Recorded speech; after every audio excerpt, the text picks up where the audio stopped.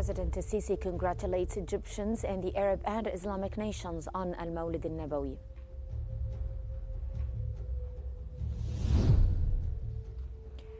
Egypt sends its 30th aid convoy to Gaza via Qrim Abu Salem crossing.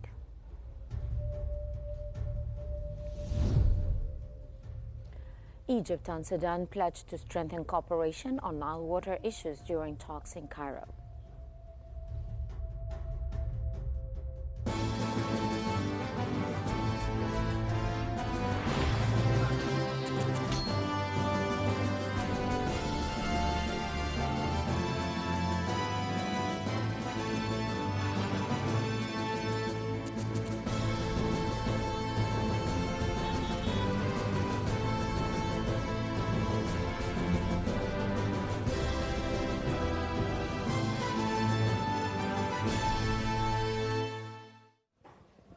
President Abdel Fattah Sisi has congratulated the Egyptian people and the Arab and Islamic nations on the occasion of Al-Mawlid al-Nabawi, or the birth of Prophet Muhammad, peace be upon him.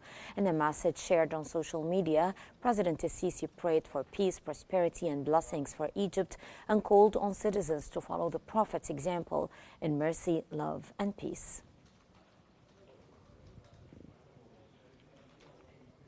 Meanwhile, First Lady Intisar Sisi extended warm wishes to the Egyptian people and Muslim nations on the occasion of Al-Mawlid al-Nabawi, marking the birth of Prophet Muhammad, peace be upon him. In a social media post on Thursday, she prayed for goodness, prosperity and blessings and called for embracing the Prophet's values of mercy, tolerance and love. This year marks the 1500th Mawlid al-Nabawi, observed on the 12th of Rabi' al-Awwal in the Islamic calendar. Egypt has dispatched its 30th aid convoy under the Zad al-Izza, or Provision of Honor from Egypt to Gaza initiative, from Rafah to Gaza via Qrim Abu Salem border crossing. The 30th Zad al-Izza aid convoy carried essential food, flour, baby milk, tents and cooking supplies to help amid the worsening conditions and food shortages in Gaza. The convoy continues Egypt's humanitarian support for Palestinians, and Israel still restricts truck entries, allowing only 3 fuel trucks every 10 days and conducting strict inspections that often turn trucks back.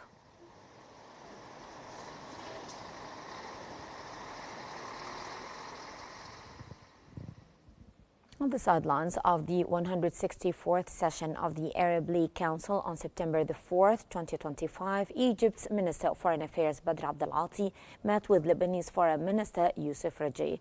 Abdelati reaffirmed Egypt's complete solidarity with Lebanon, emphasizing support for its territorial integrity, sovereignty and stability. He called for an immediate halt to Israeli attacks, Israel's withdrawal from all occupied areas, and full implementation of UN Security Council Resolution 1701 without selectivity.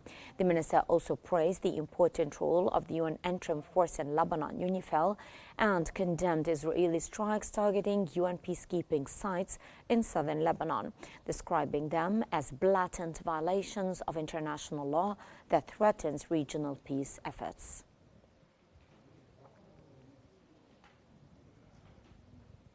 During the 164th session of the Arab League Council, Egypt's Minister of Foreign Affairs Badr Abdelati met also with Jordan's Deputy Prime Minister and Foreign Minister Ayman al-Safadi.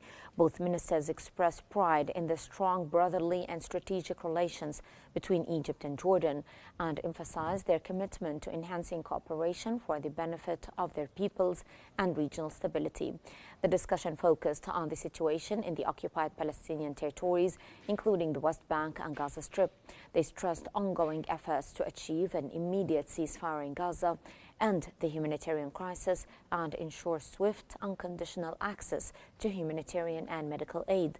Both ministers also firmly rejected illegal settlement activities and Israeli plans to annex parts of the West Bank or displace Palestinians.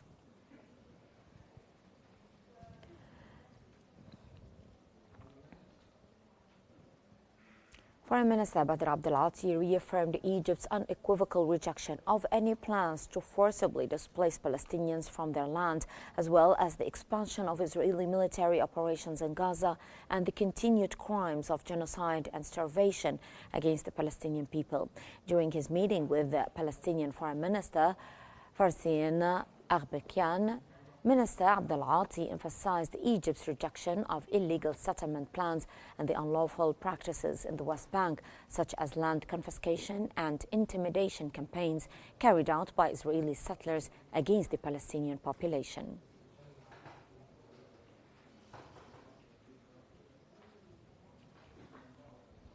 Egypt's Minister of Foreign Affairs Badr Abdulati has met with Kuwaiti Foreign Minister Sheikh Abdullah Al Yahya on the sidelines of the 164th Arab League Council session in Cairo. The two ministers emphasized their mutual commitment to deepening bilateral cooperation across various fields, particularly in politics, economy, and investment, to meet the aspirations of both nations. They also discussed regional issues of shared concern, with a focus on the situation in Gaza. Both sides stressed the importance of Arab unity in supporting political solutions to regional conflicts to ensure long-term stability.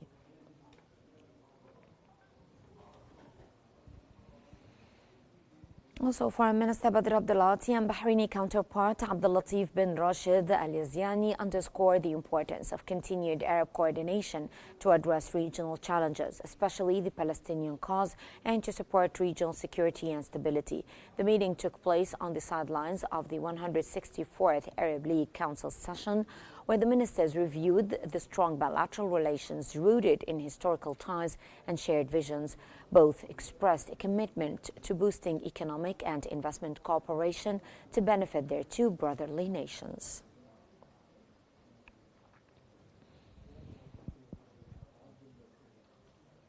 Arab foreign ministers have met in Cairo for the 164th Arab League session, reaffirming support for Palestinian statehood and condemning Israeli actions in Gaza and the West Bank.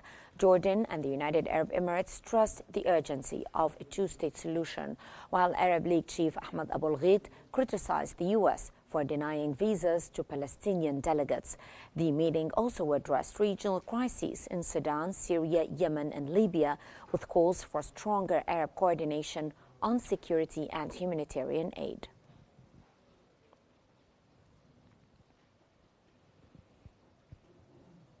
And on the sidelines of the Arab League Council's 164th session, Foreign Minister Badr Abdulati and his Moroccan counterpart Nasser Bourita reaffirmed their commitment to strengthening bilateral ties.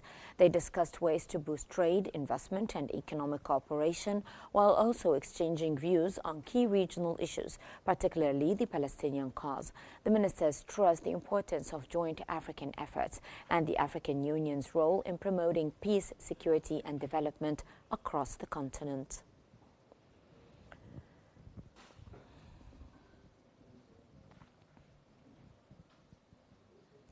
The Egyptian Ministry of Foreign Affairs has issued a travel advisory urging citizens visiting Singapore to strictly comply with local laws banning all types of electronic cigarettes or vapes.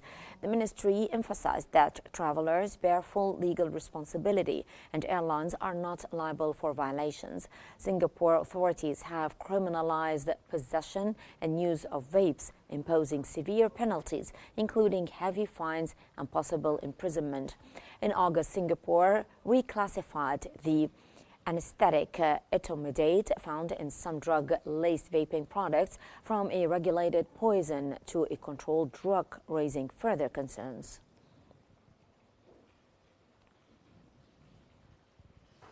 Egypt and Sudan held the second round of their 2+2 mechanism meeting in Cairo, involving their ministers of foreign affairs and water resources. The two sides discussed water cooperation, emphasizing the protection of their shared Nile water rights under international law and the 1959 agreement. They condemned unilateral actions by Ethiopia regarding the Ethiopian dam, calling for a policy revision to ensure regional stability. Both countries reaffirmed their commitment to deepen bilateral ties, support Sudan's reconstruction, and enhance joint training programs in agriculture and irrigation. The meeting concluded with plans to hold the next Technical Commission meeting during Cairo Water Week in October.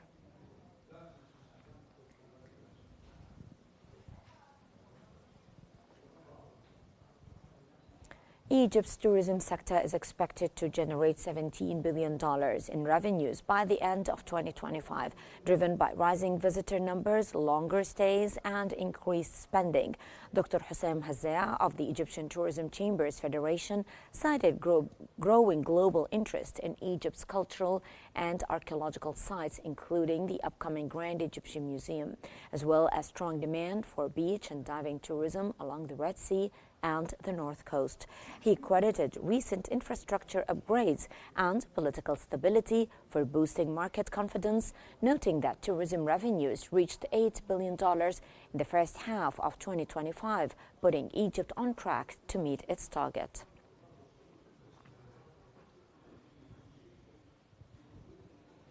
The Egypt Healthcare Authority has spent 15.3 million Egyptian pounds on the Olympus X1 endoscopy system for Sharm el-Sheikh Hospital, enhancing early tumor detection and treatment.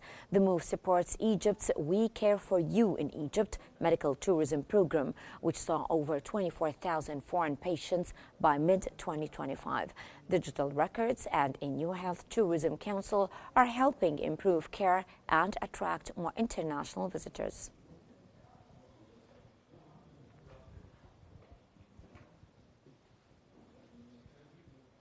The Egyptian cabinet has approved a decision implementing Article 8 of Law number 164 for the year 2025 concerning tenant rights under rental laws. Article 8 gives tenants under Law 49 for the year 1977 and 136 for the year 1981 priority to be allocated state-owned units for rent or ownership before their lease ends, favoring vulnerable groups and original tenants. The tenants must apply and commit to vacating their current unit upon allocation. The Prime Minister will set detailed rules within 1 month. State unit allocations will prioritize tenants based on their current unit's location and official criteria.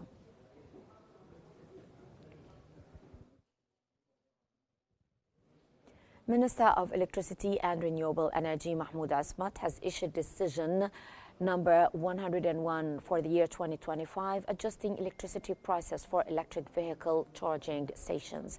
AC stations up to 22 kilowatts will charge consumers at 1.45 times the supply price, while DC stations will charge at 2.8 times the supply price.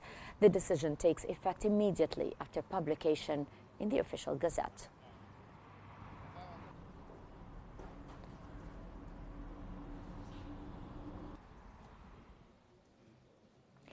Egypt's Minister of Petroleum and Mineral Resources, Karim Badawi, has delivered a keynote at the Africa Down Under Mining and Energy Conference in Perth, Australia. He highlighted Egypt's ongoing reforms, including legislative changes and a competitive fiscal regime aimed at attracting international investors and boosting the mining sector's GDP contribution to 5 to 6% in the coming years. Badawi emphasized Egypt's modernization efforts, such as transforming the Egyptian Mineral Resources Authority into an independent entity and launching a nationwide aerial survey to map mining potential. He also announced a new digital platform to showcase exploration data and investment opportunities.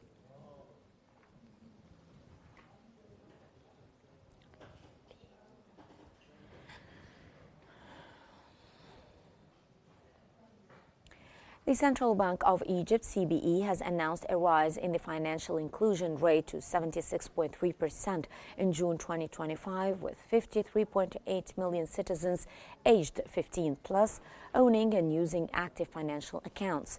This marks an increase from 74.8% in December 2024. Women's financial inclusion also improved, reaching 70%, up from 68.8%, while youth inclusion rose to 54.4%. The CBE attributed the progress to efforts under its 2022-2025 financial inclusion strategy, which promotes access to diverse financial services and supports undeserved groups.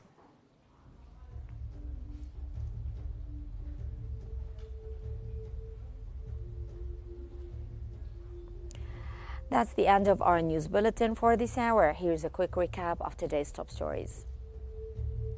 President Sisi congratulates Egyptians and the Arab and Islamic nations on Al-Mawlid al-Nabawi.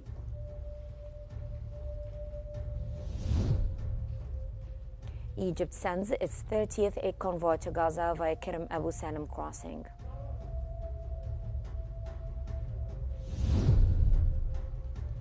Egypt and Sudan pledged to strengthen cooperation on Nile water issues during talks in Cairo. And that's all for now. Remember to stay updated by following Qnews for the latest developments. I'm Hala Al-Hamlawi. Thank you so much for watching.